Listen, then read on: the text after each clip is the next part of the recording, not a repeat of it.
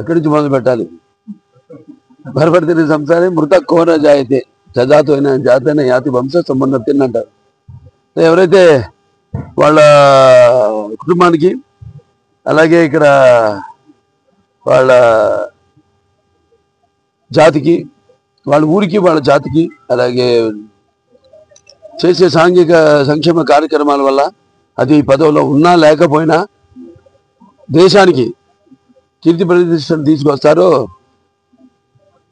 అంటే భూమి మీద అంతా పుడతారు గిడతారు కానీ అందరూ మహానుభావులు కాలేరు. అంటే ఒక మనిషి మహోన్నత విద్యాపథంలోకి నడవాలంటే సంకల్పం కావాలి, అకుంటి దీక్ష పొందాలి, దారిలో నడవాలి అన్నది నేను మా నాన్నగారి దగ్గర నుంచి నేర్చుకుంది. అలాగే ఒక కళాకారుడిగా ఆయన మరి చిన్నప్పటి నుంచి కూడా నాకు ఆయనే స్ఫూర్తి. ముఖ్యంగా ఇవాళ మా గ్రామస్తులు, మా కుటుంబ సభ్యులైతేనేమి, మా దాయాదులైతేనేమి, లేకపోతే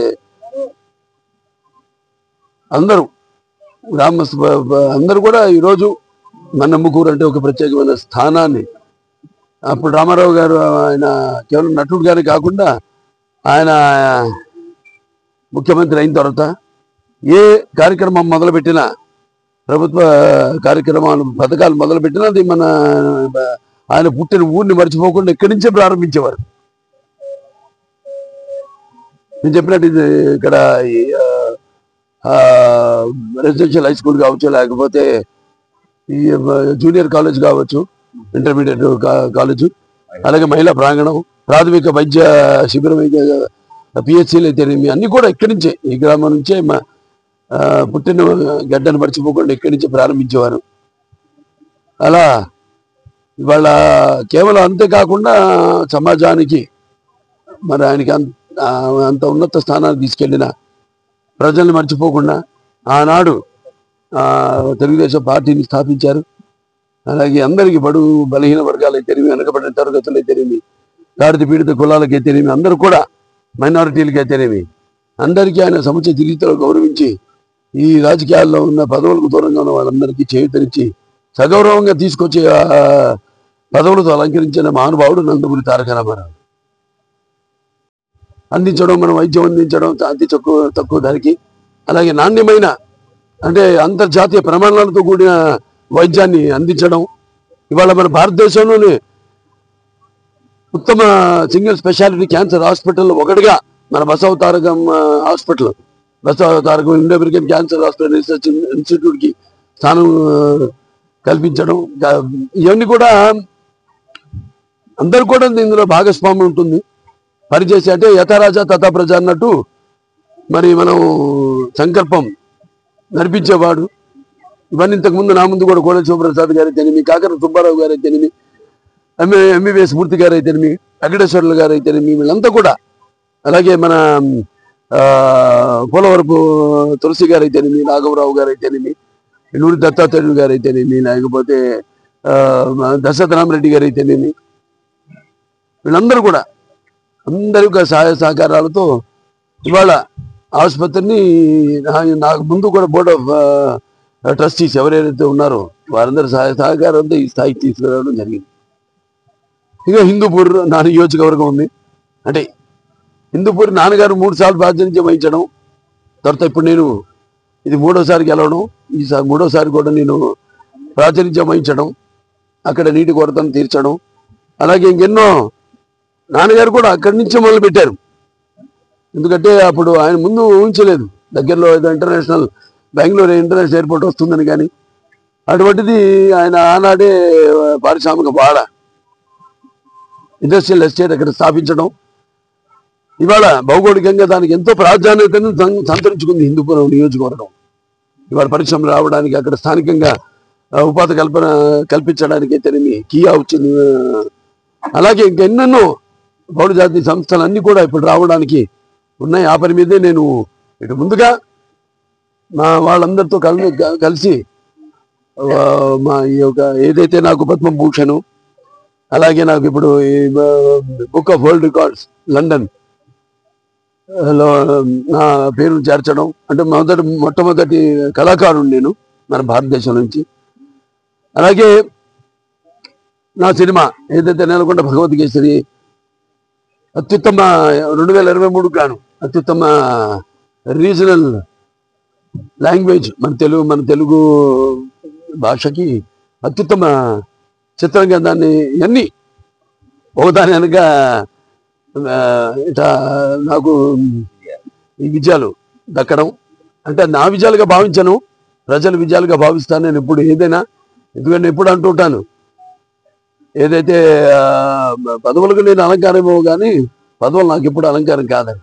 కానీ ఇదేంటంటే ఇంకా మంచి సినిమాలు తీయండి, లేకపోతే మంచి కార్యక్రమాలు మంచి సినిమాలు తీయండి, ఇంకా మంచి చూడడానికి మేము ఉన్నాం అని మనం ఇవ్వాలి ముందు ఏదైనా సాహసించి.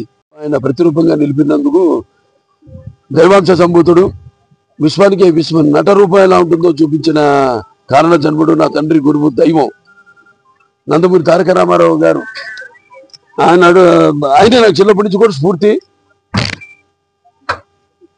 ఏదో ఆయన దరిదాపులకి చేరుదాం అన్న ఒక అంటే చేసిన పాత్రలు అయితే విభిన్నమైన పాత్రలు సాంఘికంలా కానివ్వండి, జానపదాలు కానివ్వండి, అలాగే ఆయన పౌరాణికాలు కానివ్వండి, ఇవన్నీ కూడా అంటే ఆయన నటిస్తుంటే పౌరాణికాలు ప్రాణం పోసుకున్నాయి. అలాగే జానపదాలు జాబిలీలు పాడాయి, సాంఘికాలు సామసపర గమనాలు అయ్యాయి. అలాగే పాట రక్తి కట్టింది, పద్యం నాటు నిలిచింది.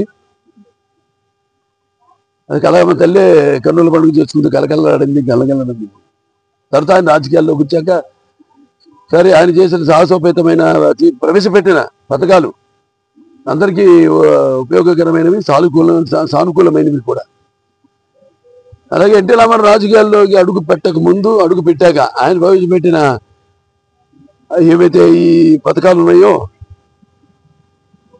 అవి ఇప్పటికీ అందరూ ఎవరు అధికారంలోకి వచ్చినా వాటిని ప్రవేశపెట్టేలా అమలు చేసేలా చేసిన మహానుభావుడు నందమూరి తారక రామారావు.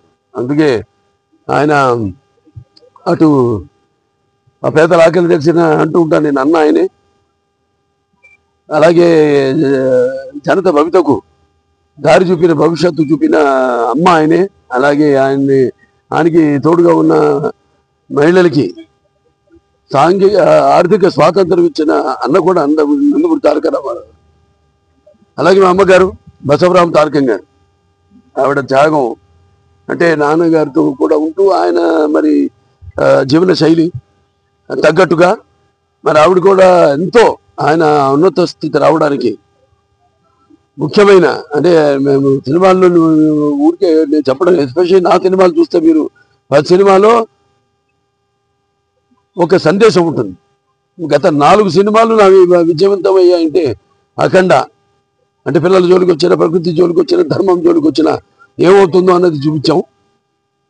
అలాగే ఒక వీరసింహారెడ్డి అయితే ఒక నాన్నగారి ఏదైతే ఈ రక్త సంబంధం ఉందో అలా ఒక అన్న చెల్లెల మధ్య బంధం. అలాగే ఒక నేలకొండ భగవద్గీశ్వరి అంటే ఇక్కడ పిల్లలు కూడా ఉన్నారు. మరి గుడ్ టచ్ బ్యాడ్ టచ్ ఒక మంచి సందేశం ఇవ్వడం జరిగింది ఆ సినిమా ద్వారా.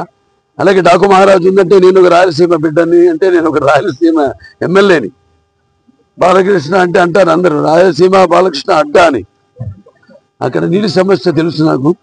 నాన్నగారి నుంచి కూడా ఆ నీటి సమస్యను రూపుమాపడానికి, వాళ్ళ దాహార్తి తీర్చడానికి మరి ఎన్నో ఆయన మానసిక పత్రికలు, ఒక తెలుగు గంగ కావచ్చు, లేకపోతే ఒక గాలేరు నగిరి కావచ్చు, ఒక ఇప్పుడు హెచ్ఎన్ఎస్ఎస్ కావచ్చు, అందరి నివాసం, సృజల స్రవంతి, ఇవన్నీ కూడా ఆయన ఇప్పుడు